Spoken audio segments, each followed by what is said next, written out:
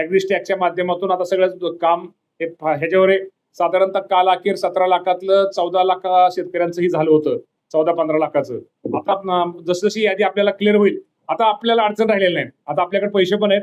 जशी यादी क्लिअर होईल तसं आपण त्यांना शेतकऱ्यांना कर्जमाफीचा लाभ निश्चित प्रकारे देतोय. मला वाटतं पहिल्यांदा आपण 5,000 कोटी रुपये पहिल्यांदा दिलं. कदाचित 4-2 दिवसामध्ये दुसरे 5-10 हजार कोटी रुपये लगेच त्याला होतील. आता काय अडचण नाहीये. आणि ऐका, तेच नाही म्हणजे आता ही पहिली ही यादी 2 लाखाच्या आतली, त्यानंतर 2 लाखाच्या वरचं की जे OTS आपण म्हणतो की 2 लाखाच्या वरची रक्कम त्यांनी भरायची आणि 2 लाखापर्यंत कर्जमाफी आपण द्यायची. तिसरं प्रोत्साहन 50,000 रुपयाचं ते आपण ते द्यायचं. आणि साधारणतः आणि चौथं की जे महात्मा फुले योजनेमध्ये कर्जमाफी योजनेमध्ये मागच्या वेळेस जे बसले होते त्यांना आपण 50,000 पहिल्यांदा जाहीर केलं आणि परत मुख्यमंत्र्यांनी ती रक्कम परत 2 लाख जाहीर केली. ते चौथं. अशा चारही ह्याला आपल्याला कुठल्या प्रकारची अडचण नाही. लवकरात लवकर आपण साधारणतः 40,585 कोटी रुपयाची आपण ती रक्कम ही जाहीर केलेली. 36,000 होती, 5,000 4,000 ह्या महात्मा फुलेमुळे वाढलं. त्यामुळे अजिबात आपल्या माध्यमातून सगळ्या शेतकऱ्यांना सांगतो, जे आपलं अपूर्ण काम, आपलं आधार कार्ड प्रमाणित करण्याचं काम, ॲग्रीस्टॅकचं काम ते आपण ताबडतोब करा. ज्या शेतकऱ्याचं नाव पोर्टल लागले आणि ते लागले त्याला संपूर्ण कर्जमाफी होईल. पाठीमागे कर्जमाफीमध्ये गोळ शेतकरी बँकेमध्ये चेक केलं, बँकेमध्ये त्या शेतकरी नाव 1 लाख दिसत आहेत आणि सरकारने 60,000 रुपयेच कळवलेत.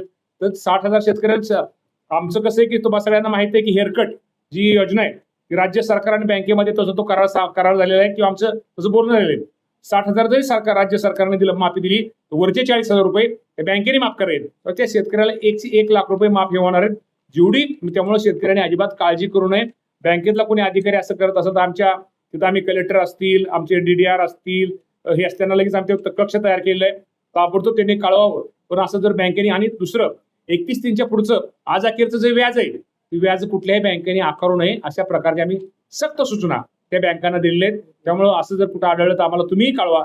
आमचे अधिकारी पण त्या बाबतीमध्ये मदत करतात. शेतकरी बांधवांसाठी अतिशय मोठी आणि दिलासा देणारी ही बातमी आहे, कारण शेतकरी बांधवांसाठी आता निधीचं नियोजन झालेलं आहे. ज्या शेतकरी बांधवांच्या खात्यामध्ये कर्जाची रक्कम अजूनही जमा झालेली नव्हती, त्यांना बहुतेक प्रॉब्लेम येत होते, वेळोवेळी त्यांची विनवणी येत होती आणि त्यांनी मागणी सुद्धा केली होती की आमच्या खात्यावरती अजूनही रक्कम जमा होत नाहीये.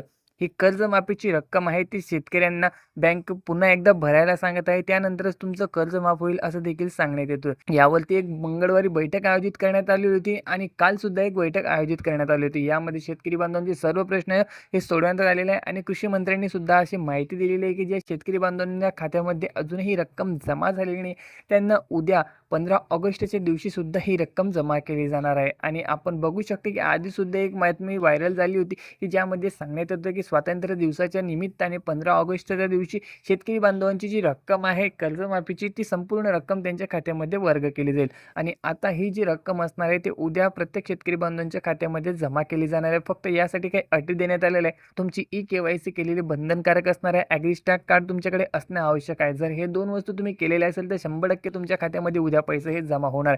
सोबत नमो शेतकरी बाबत मुख्यमंत्र्यांनी सुद्धा महत्त्वपूर्ण माहिती दिलेली आहे. व्हिडिओच्या अंतर्गत तुम्ही संपूर्ण माहिती बघितली असेल. नमोचा हप्ता जो अजूनपर्यंत रखडलेला होता तो सुद्धा जमा केला जाणार आहे. सोबत PM किसानच्या हप्त्याची सुद्धा तरतूद करण्यात आली आहे. आपल्या देशाचे पंतप्रधान नरेंद्र मोदी यांच्या हस्ते तो कार्यक्रम आयोजित केला जाणार आहे. पंतप्रधानांनी 15 ऑगस्टच्या दिवशी हा कार्यक्रम घेणार असे सुद्धा सांगितलेले होते आणि त्या कार्यक्रमानिमित्त शेतकरी बांधवांच्या खात्यामध्ये नमो आणि PM किसानचा असा एकत्रित हप्ता म्हणजे 4,000ची रक्कम त्यांना मिळणार आहे.